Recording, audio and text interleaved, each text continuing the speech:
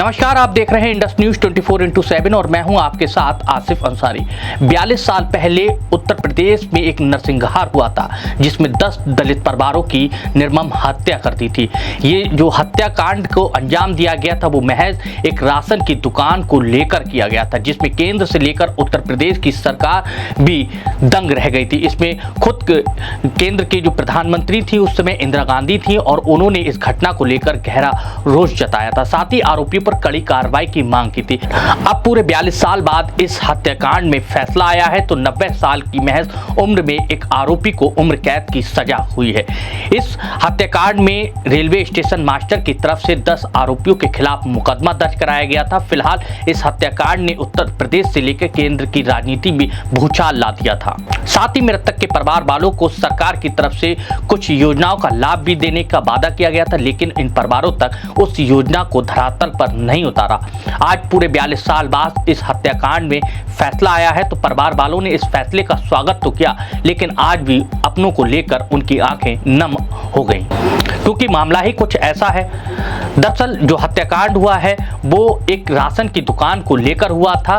दलित परिवारों ने जो राशन डीलर थे उनकी शिकायत उच्च अधिकारियों से की थी, जिसके बाद जो माफिया थे उन्होंने इस रास्ते से हटाने के लिए इन दलित परिवारों की एक योजना बनाई और एक के बाद एक गोलियों से उन्हें छलनी कर दिया था, जिसमें कुछ महिलाएं भी शामिल थीं। फिलहाल इस हत्याकांड में आज भी वो निशा बाकी हैं जिसे देखकर हर इंसान चौंक रहा है। फिलहाल 42 साल बाद ये फैसला आया है, स्वागत तो कर लिया, लेकिन वो जो निशा है वो आज भी उन परिवारों के शरीर पर दिखाई दे रहे हैं। देखिए ये खास रिपोर्ट। फिरोजाबाद में देश को हिला देने वाली साड़ूपुर नरसंहार में 42 साल बाद आखिरकार फैसला आया। जाति संघर्ष में अनुसूचित जाति के 10 लोगों को उनके घर में घुसकर गोली मारकर हत्या कर दी थी। इस मामले में 10 लोगों के विरुद्ध चार्जशीट लगाई गई थी। सुनवाई के दौरान 9 आरोपियों की मौत हो गई। बुधवार को जिला एवं सत्र न्यायाधीश में जिंदा बचे एकमात्र आरोपी गंगा दयाल यादव को दोषी ठहराते हुए आजीवन कारावास की सजा सुनाई।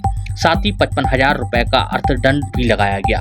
सजा पाने वाले 75 वर्ष वृद्ध पुलिसकर्मियों के सहारे उसे कोर्ट में लाया गया। उसके बाद उसे बैंड के द्वारा जेल तक पहुंचाया गया। ये घटना 30 दिसंबर 1981 की शाम की है।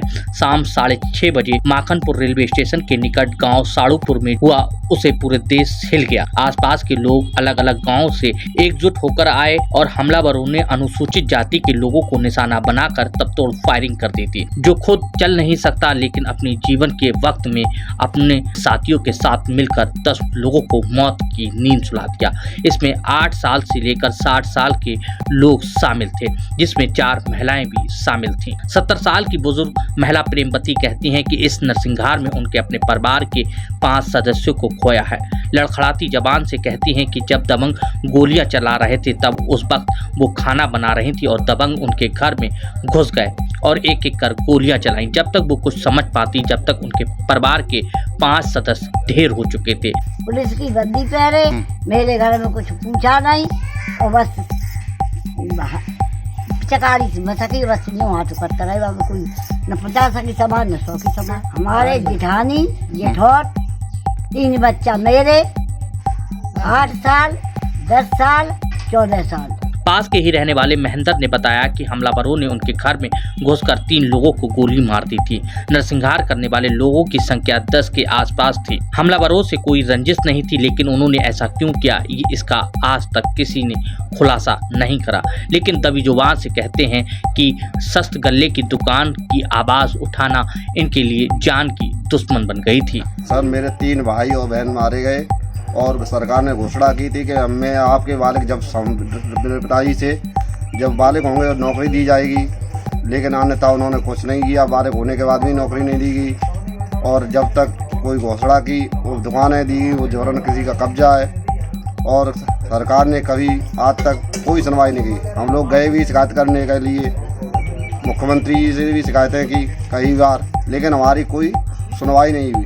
आज तक हम जो कर रहे हैं वैसे ही हैं। बड़े बड़े नेता भी आए, उन्होंने भी कहा था बिजली फ्री, सो आज तक बिजली फ्री भी नहीं, कनेक्शन भी करवाने पड़ रहे हैं। तो हमें आज तक जो है जैसे ही मजदूरी कर रहे हैं, भटक रहे हैं, कोई शांति नहीं है। 42 साल बाद फैसला आया तो इस फैसले का मृतक के परिवार वालों ने स्वागत तो किया, लेकिन उन्होंने कहा इस हत्याकांड की आज एक बार फिर याद ताजा हो गई।